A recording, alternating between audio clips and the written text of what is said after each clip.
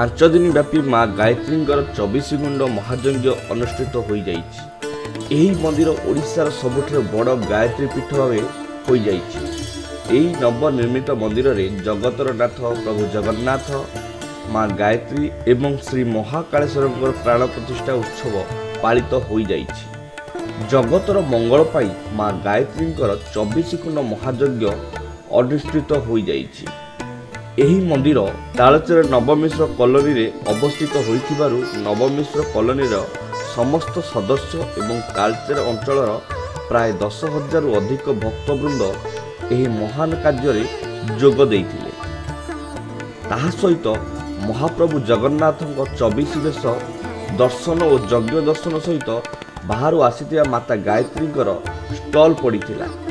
एही यज्ञ प्राय 10,000 अधिक भक्त प्रसाद सेवन करते आध्यात्मिक भाव समस्त सृष्टि करवा।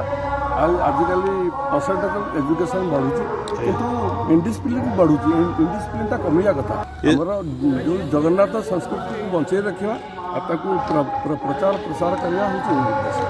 बहुत बड़ा समारोह होची। केते खंड लोक आज पाखापाखि 10-15 हजार उपरे चतुर्थ होते सुंदर देखु। प्रत्येक दिन प्रत्येक बेश 24 प्रकार बेश हो जगन्नाथ जहाँ बहुत लोक समावेश घटी।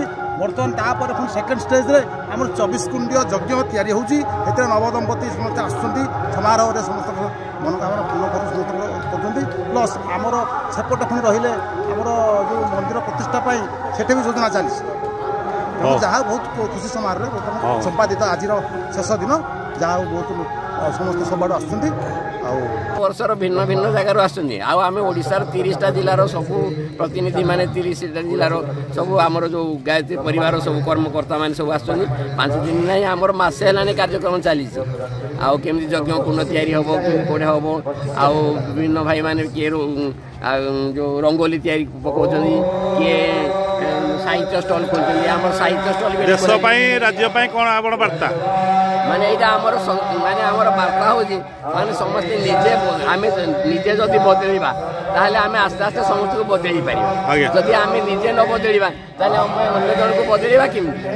तेणु आम भावे आम बदलवा आम बदलिले जुग बदल जुग बदलिले समाज बदल द्वारा जो युवक माने जो युवक युवती माने जो माने सब संस्कारित हो पार ना संस्कारित हो गोटे विश्वधारा से अग्रगति उद्देश्य एवं वैज्ञानिक दृष्टिकोण तेणु 24 कुंड जदि आम यज्ञ करवा तेणु से अनुसार 24x5 70 किलोमीटर रेडियस भितर ऊपर को तल नभ आकाश पृथ्वी सबुआड़े शांति समृद्धि एवं वातावरण परिष्कार सब आमर हुए।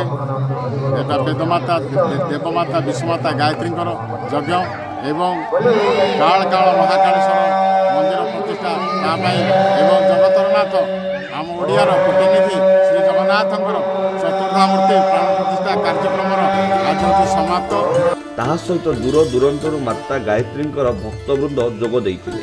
एही कार्यक्रम को माता गायत्री शक्तिपीठर कर्मी माने सूचना रूपे तुलेइथिले।